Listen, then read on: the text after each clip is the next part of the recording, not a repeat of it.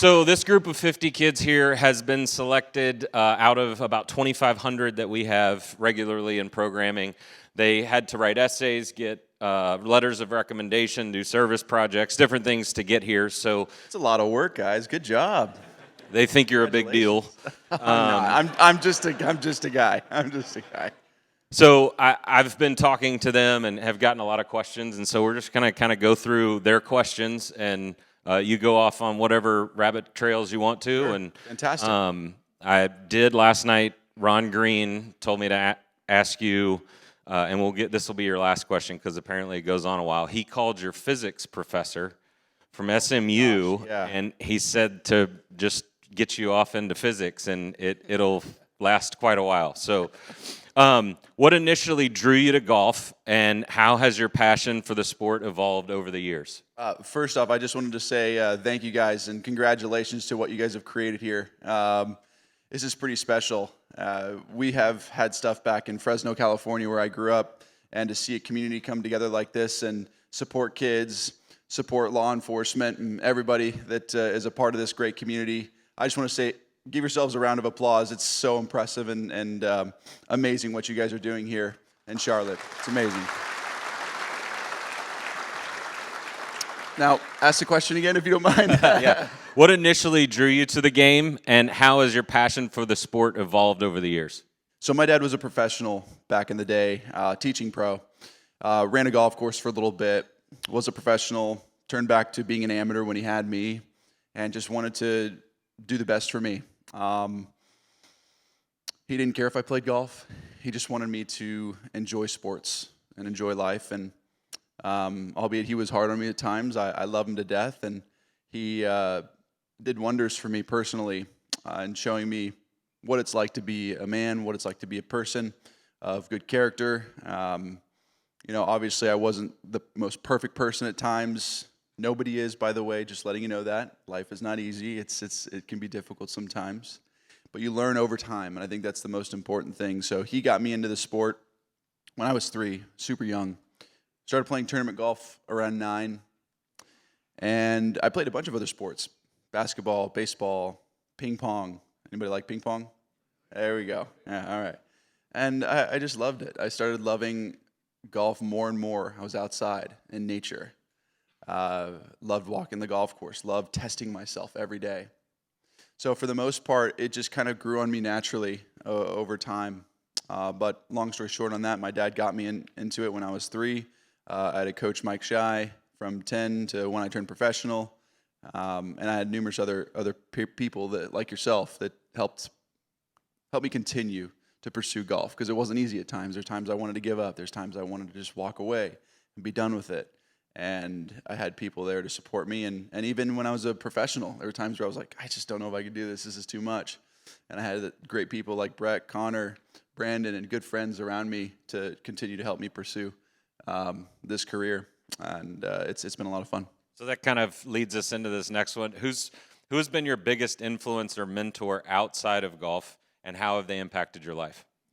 Wow. Well, there's been numerous mentors of mine throughout my career. When I was a kid, obviously my parents, Mom, Jan, and Dad, John, and Mike Shy had helped me through my young career. And then when I turned professional, I had Brett, who'd helped me quite a bit right off the bat. Connor came aboard in 2019. Brandon is now here this past year, and he's been a great friend of mine since I was a kid. Hogan and my content team that we've created, we're best friends, and I've known them since 2020. So it's been ever evolving and changing. The people that you meet throughout your life, they won't always be there, but you always be friends. You'll always have great relationships and great memories for the people that you know right now and continue to develop over the course of time. Life changes things, and that's okay. It's a good thing. It always helps you personally grow inside. And so, those people that you have close to you that are right there by your side helping mentor you really show thanks and appreciation to them, because you don't know how hard they work to help you feel your best every day, to give them, they give you everything you can to continue to move forward. And I think that's what's most important in that scenario. If you weren't a professional golfer, what would you be doing? I'd be playing ping pong for sure. No, I probably would be like a biomechanist or something like that, measuring body motion, how it works to move in sport, something along those lines, developing that sort of thing, or developing golf clubs. I'm really passionate about those two things. So talking about passions with golf clubs, technology-wise, you're head and shoulders above. Like, you go at the game very differently. I don't use that shampoo, but that's okay. Yeah. You go at the game very differently from, Epsom salt baths for your golf balls to They take a nice bath. yeah, They do. all of that. Where did that stem from? Like, where did that passion and desire for learning come from? That's a great question. So when I was young, I never felt like I was the smartest in the room. I always felt that I had to work twice as hard to be just as smart as everybody else. When I would study for a test, I would study twice the amount of hours, and I'd have buddies just tell me, oh yeah, I just studied for 15, 20 minutes and the A+, and I got an A-, and I was studying for 2 hours. I never felt like I was the most smart individual, or I retained the most information, didn't have a great memory, which actually has served me well in golf now, but besides the point.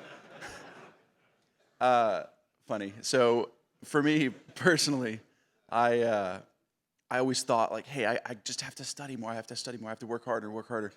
Eventually, I learned that one of my worst qualities about me was actually the most beneficial thing that I could have ever known, which was not having that great a memory, not being that intelligent. I always ask myself, how do I have a distinct advantage? How do I get myself to that next level? So by me not being as smart as possible, it always actually pushed me to ask the question, how do I continue to get better? What's that next 1%? As difficult as it was growing up and not understanding that, why can't I just be as smart as everybody else? It actually was my greatest ally in the fact that it made me work super hard. It made me incredibly dedicated. It made me go, all right, how do I be better every second of every day? And that's ultimately what changed my life, was recognizing that at a young age, going, okay, I'm not as smart, but how do I get better? How do I get 1% better each and every day so I can eventually get there? And so that distinct advantage question kept just pestering in the back of my head. How do I be a little bit better in golf? How do I execute more consistently? And so now you see this weird, guy swinging with my hands up and weird putting stance and everything. All that's because I asked the question, how do I get better? Why am I not as good? How do I get better than everybody else? So pairing that competitive fire with me, I also asked the right questions of how do I get personally better? How do I take care of myself? And so those were the things and qualities and attributes that ultimately allowed my worst, I guess you could say, defect about me growing up into one of the best qualities that have made me who I am today. So did you guys catch that? The amount of knowledge that was just dropped in that, if all of us looked at that, I mean, everybody in the room, if we really started going 1% better all the time, it would really change the trajectory of where we all go. Along those lines, how do you stay motivated to set goals? And you've got so much going on in your life. Like, how do you stay motivated within those things? Oh, there's a higher purpose for sure.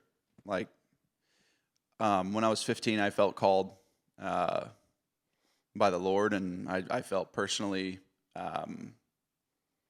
called to do something bigger than me. And I always knew that it would be something in the game of golf. I didn't know what it would be. I didn't know I'd be doing YouTube videos and going out the golf course and breaking course records and doing break 50s with John Daly and whatnot. But it's all part of the journey. And I think for me, it's what's the most important thing. As I can go back to looking at my childhood, looking at when I was your guys' age, aspiring to be some professional golfer, or whether it was going to be a biomechanist, something in the medicine field of medicine, it didn't matter. For me, it was always like, how do I continue to just focus on getting better? That was my only thought process. And what was the last part of it again? I just wanted to make sure I answered that correctly. I don't know. I switched cards. Oh, okay. Well, I'll finish it off with this, and I'll give you guys actually a funny story. I was playing, and maybe this can liken to something that's happened to you and something that you're passionate about. Because what was so difficult for me to understand as a kid growing up is like, what do I want to do? Like, why do I want to do it? I see people that are so happy and passionate about what they're doing. Tanya, I mean, I see the passion in your eyes about helping this community, right? Like, it's amazing what you've done. Congratulations, by the way. And I see that type of passion, right? It makes me cry. It makes me want to say, hey, guys, you look at that.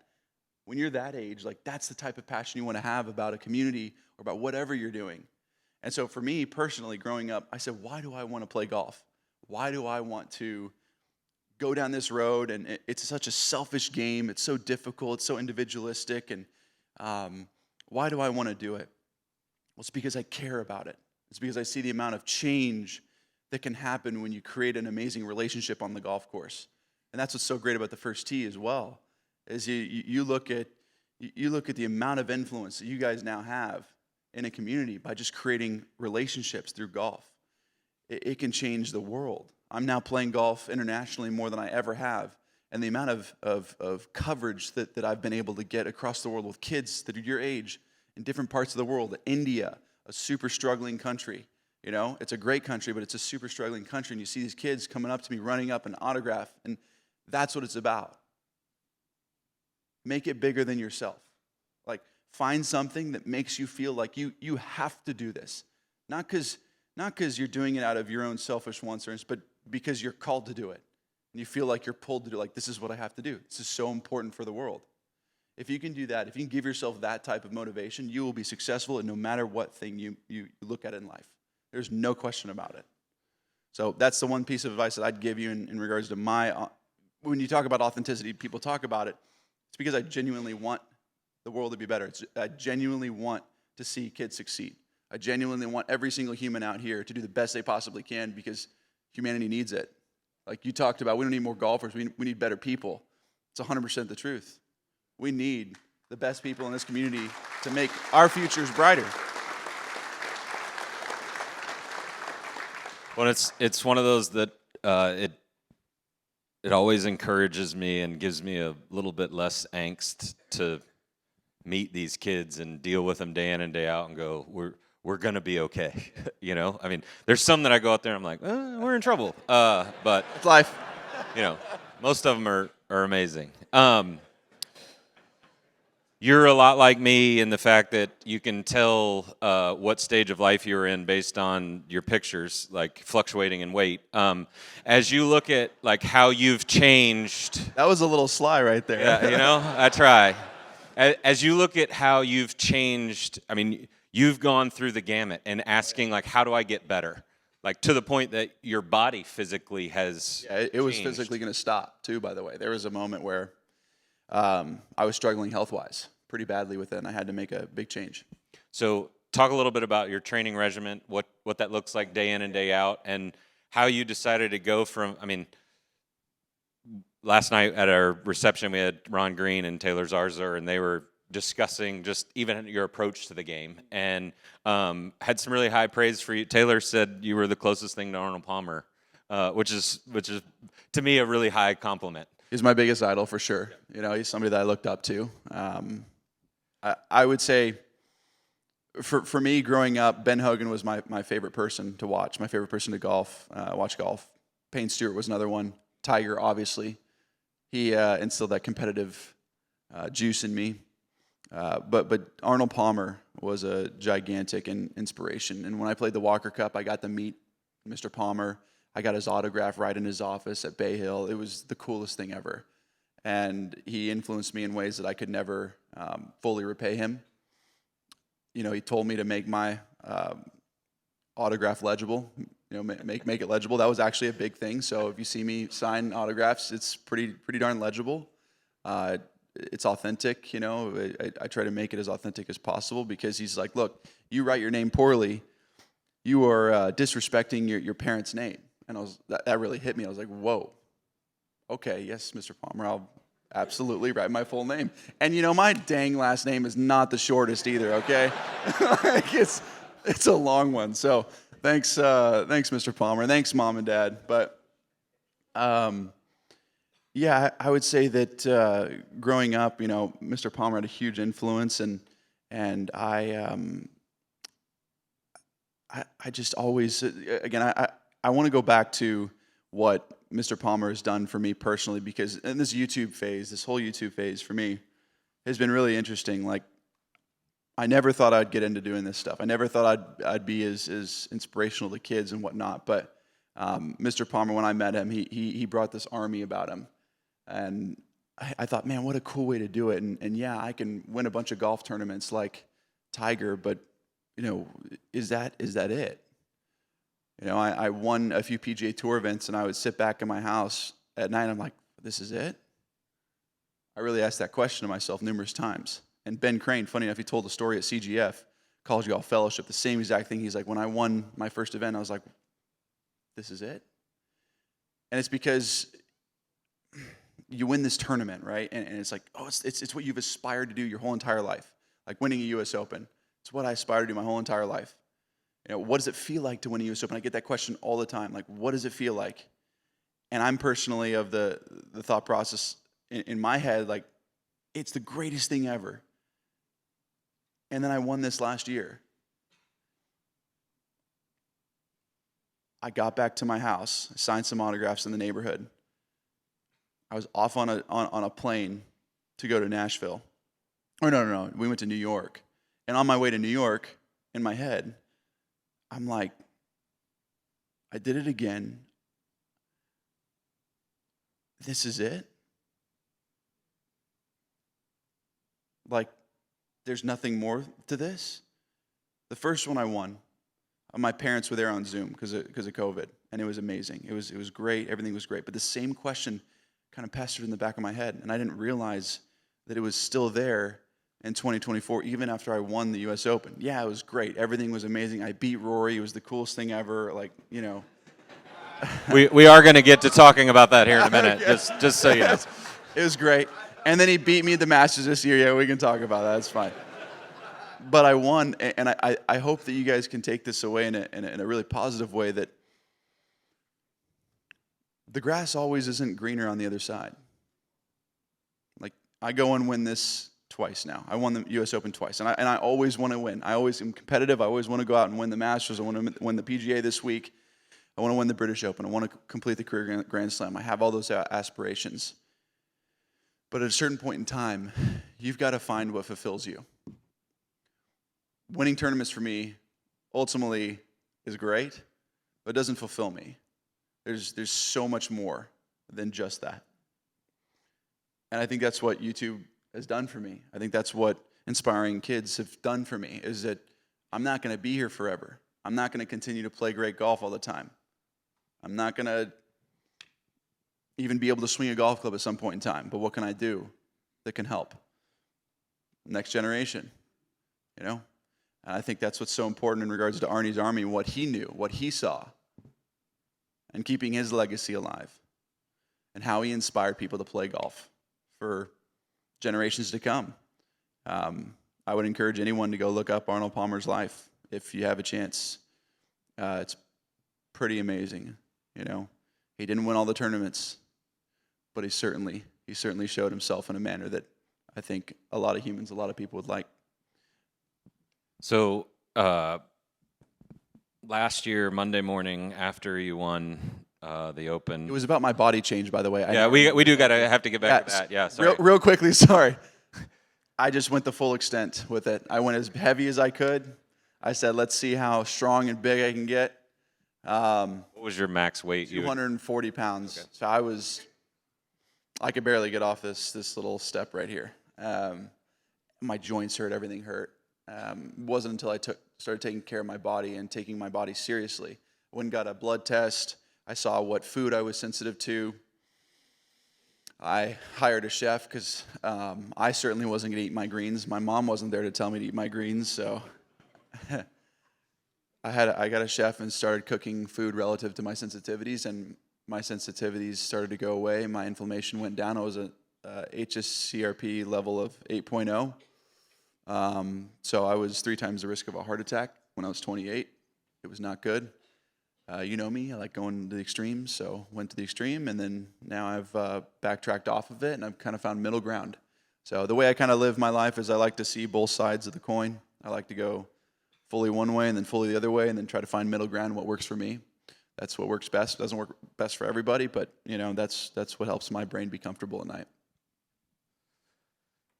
That's what happens when you put two people with ADHD with a microphone, Sorry. and you're like, "Well, where are we going?" Yeah, I know what works. So,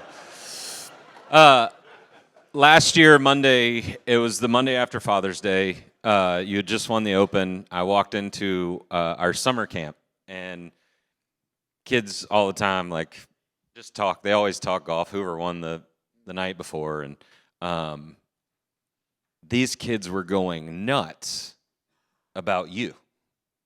And normally you get a lot of, like, Rorys and Scotties and all that. And I asked this one young man, I was like, what was it about Bryson? And he goes, did you see the young man with special needs that he gave a high five to? And I was like, okay. So we started to explore and dig into that a little bit. And I think where you're making an impact, and what I'm really impressed with is how you've kind of shifted to really be that person that cares more about people than they do about golf. Don't get me wrong, I care about golf too. Like, but yes, I appreciate it. Like, in my, and this is we've never met before, just my take.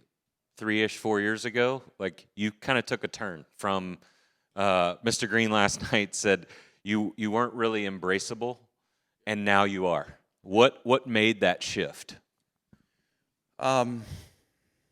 Look, as a kid, I was always aspirational towards being the best golfer I could possibly be. Wanted to win as many tournaments as possible, but I always knew I was meant for something more. I always felt deep down inside my heart, like I had a deep heart for people. I cared tremendously about people that helped me out, or I was a part of my family, or whatnot. And then in golf, I loved helping kids. It was my favorite thing. Growing up at Riverbend, it's now called Dragonfly, at Mike Shy's tent, there was kids all the time around, and I always just had a heart for helping kids out because I saw struggling kids.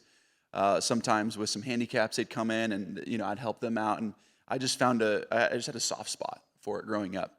But I was so dedicated to the game of golf that created a blind spot for me, where every day I was just trying to be the best golfer I possibly could, and didn't realize the impact that I could have along the way. And back in 2019, 2020, 2021 timeframe, those 3 years, I was starting to explore a little bit of YouTube. And it was through numerous creators, whether it was Dude Perfect or Mr. Beast or numerous others. I saw, like, the amount of influence they had, and I'm like, wow, that's really cool. I know I'm not going to play golf forever. I was playing horrible golf in 2020, late 2021, early 2022. My driver, one of those things, was not doing well, and I couldn't figure it out. And I said I wanted to do something more than just golf. Maybe my career is more made for entertainment and showcasing myself on YouTube. So that's during the middle of my career, by the way, guys. Like, I almost made a complete career change. So it's okay. Like, if you're thinking about something different, if you're passionate about it, you got to go after it. And that's why I say you have to be passionate about it. It's the most important thing. So for me, in 2021, 2022, I said, well, what else can I do that's just not just golf? How can I create videos to help? We were just thinking about it from an instructional perspective. Like, how can I help teach people how to golf? That's what I knew I was good at. And over the course of time, it developed into something more than that. And along the way, because of my move to live, because of numerous other factors, I found a piece of equipment that really helped me hit the ball a lot straighter. And it was something that I'd known for a long time, that I knew was something around equipment that would help my game do better. And I was always an equipment junkie growing up too. So I would see leaps and bounds of a jump for me when I'd get new equipment or better equipment in my hands for my performance. It was that distinct advantage. And I found this driver that ultimately opened my whole eyes to how to hit it straighter with the speed that I created, which ultimately allowed me to be really comfortable with myself. As crazy as it sounds, a bit of a midlife crisis, as well as pairing off with better equipment, I feel like I found myself in a really dark place, in a really dark time. I found my place, and I said, wow, okay, Now I can play the game. I don't have to work as hard. I don't have to, because I would practice, you guys, I would practice ridiculous amounts of hours, and I would get nowhere. Literally nowhere. I would dig my feet into the ground. I'd be out there for 6-7 hours a day practicing, and my agent knows this. Connor knows this. Everybody knows this. I would work my butt off, and I didn't get better. So I came up with this thought process of, if I can practice, how can I practice half the amount of hours and get twice as good? That was my question that I asked myself. And sometimes things start with just a question. Like an idea starts with just a question. So continue to ask questions because you can spark something in you. I think that's how we learn the best too, from my experience. So when I asked that question, how do I practice half the amount of hours and get twice as good? I then went on this journey to figure out my body, biomechanics, and then I also found this driver, which changed my perspective on, okay, now I don't have to work 6-7 hours a day. I can live a life, and I can go inspire people through YouTube. I can play freely on the golf course, film freely on the golf course, and have no problem doing both of those things. Because people ask me all the time, how do you do YouTube and how do you practice golf? Well, they're one and the same now. They're one and the same. And now that I see, all these kids online and people online going crazy for my videos, it's just as big of a passion of mine. And I think this change, this tipping point was really just me realizing who I am on a deeper level. And that was really it, because I always had a soft spot and love kids dearly. It's just a thing that time and God just changes my heart and changes the things a bit. So are we going to see like the DeChambeau games soon? Like, is that a thing coming out? Or there may be something coming down the line this year that could be really cool. We've got a couple social media things lined up that'll be really fun and engaging for the audience, for sure. So just by the response in this room, there's probably not a lot of Beast Games watchers No, in here. probably so not. Some of you were like, "Oh yeah, that'd be awesome," and then some of you were like, "He's crazy." What do you guys? Okay, what do you guys think? This is a little teaser. Think I could say it, Hogan? Okay, great. No, how cool would it be to have like some sort of challenge? You guys have seen my backyard. Has everybody seen my hole-in-one over the house? Okay. In the backyard, I'm going to be creating some tee boxes and creating like a backyard games sort of series. So we're going to bring people in and challenge each other. It'll be celebrities at first, and we'll bring athletes or we'll bring kids in at some point and create. I'd like to nominate Marcus Freeman right here. He plays at Chicago State to come in and challenge you any day of the week. And perfect. Yeah, so we'll be doing some fun stuff at the house, and we're doing a giveaway later this year, which will be cool too.